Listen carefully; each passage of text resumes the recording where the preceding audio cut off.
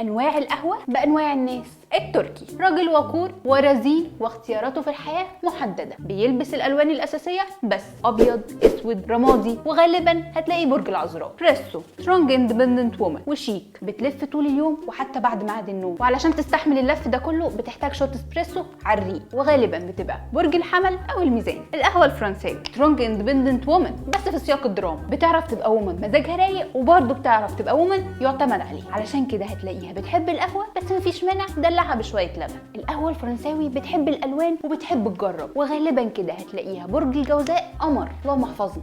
ماينس اي تي من المراهقين، عايزه تجرب القهوه من غير ما تجرب القهوه، عايزه تجرب حياه الكبار من غير ما تبقى كبار، ودي هتلاقيها بتلبس السريع المريح بغض النظر عن اللون، وغالبا هتكون برج القوس.